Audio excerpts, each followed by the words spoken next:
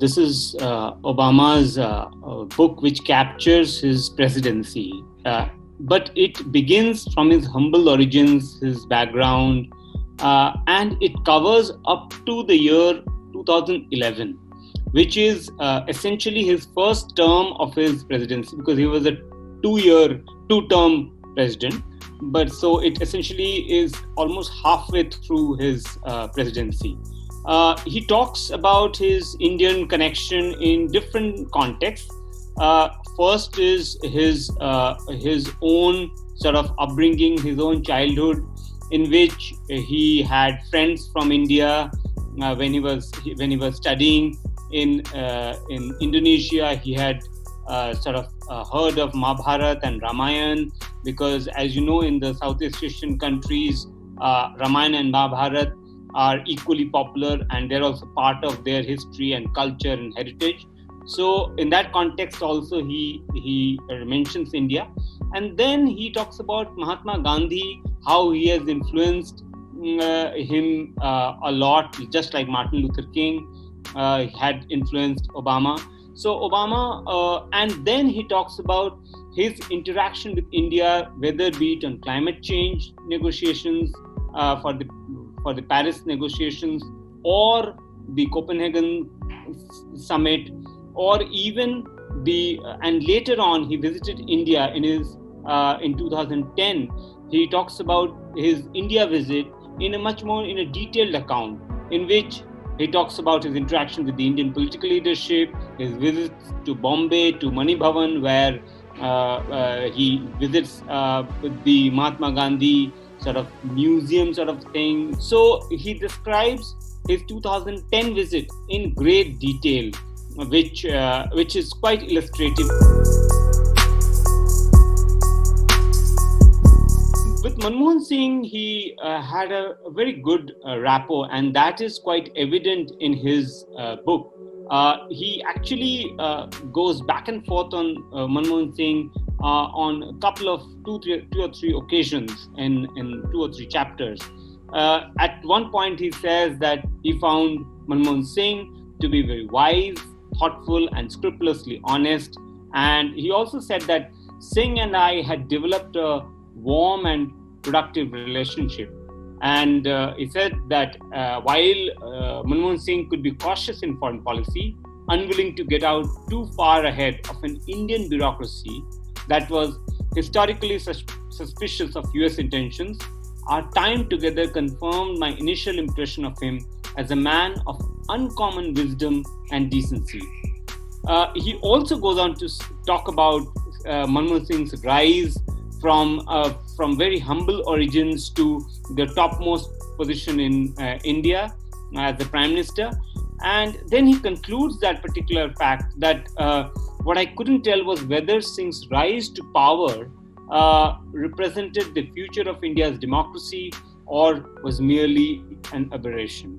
Apart from that, he makes a sort of a very astute observation in his book that in fact Manmohan Singh owed his position to Sonia Gandhi, and he then quotes an unnamed political observer who believed that she had chosen Singh precisely because as an elderly Sikh with no national political base, he posed no threat to her 40-year-old son Rahul, whom she was grooming to take over the Congress party.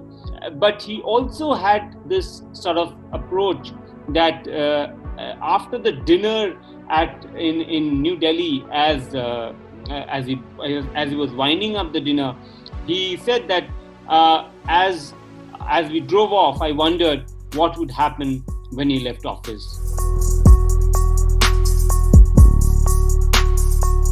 He did mention about Sonia Gandhi and Rahul Gandhi, his meeting during his November 2010 visit, when he had dinner at Prime Minister Manmohan Singh's residence with the two Gandhis.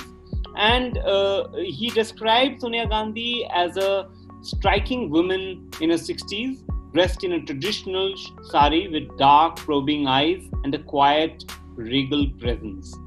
He also said that Sonia Gandhi at that dinner listened more than she spoke, careful to defer to Singh when policy matters came up, and often stirred the conversation towards her son.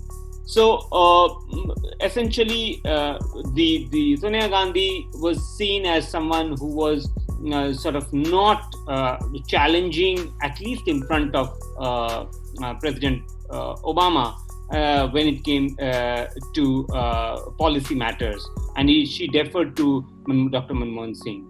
However, he also says that it became clear to me, though, that her power was attributable to a shrewd and forceful intelligence.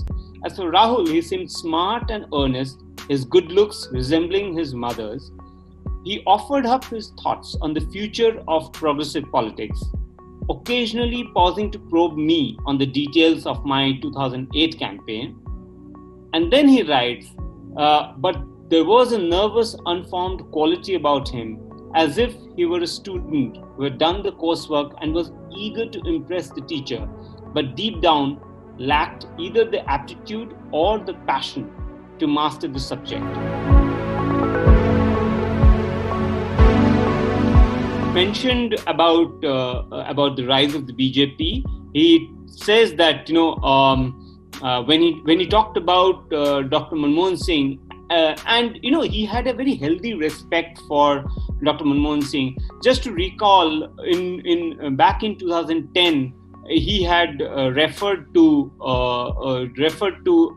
Manmohan Singh as Mr. Guru at the Copenhagen Climate Summit, and then at other points also during his time in office, he had said that how Dr. Manmohan Singh, when he spoke at the G20 on economic issues, everybody listened. So there was a mutual respect and there was an admiration for Dr. Manmohan Singh, who was almost 40 years older than almost 30 to 40 years older than Barack Obama. So when he talks about what would happen when Manmohan Singh leaves office, he says in the book, would the baton be successfully passed to Rahul, fulfilling the destiny laid out by his mother and preserving the Congress party's dominance over the divisive nationalism touted by the BJP? So he talks about the BJP in that sense, and then he sort of says that somehow I was doubtful. It wasn't Singh's fault. He had done his part following the playbook of liberal democracies across the post-Cold War world. So that is the framework in which he's talking about the BJP. However, in his 768-page memoir, only up till 2011, so there's no mention of Prime Minister Narendra Modi, who he met in 2014 for the first time. His second volume is obviously expected to cover the second term of his administration. I think everyone, including the BJP, would be interested to know how he views and analyzes the BJP in power. When he visited India, remember in the first year itself, in 2015, January 2015, he visited India as the chief guest of the Republic Day Parade celebrations in India. And that was his second visit, and he is the only sitting US president to visit India twice while in office. So, and he saw the BJP government under Narendra Modi till 2016, when he demitted office. So it will be interesting to see how he saw Prime Minister Narendra Modi and the BJP in power from 2014 to 2016, and even before that, because this book, as I said before, that stops at somewhere around 2011.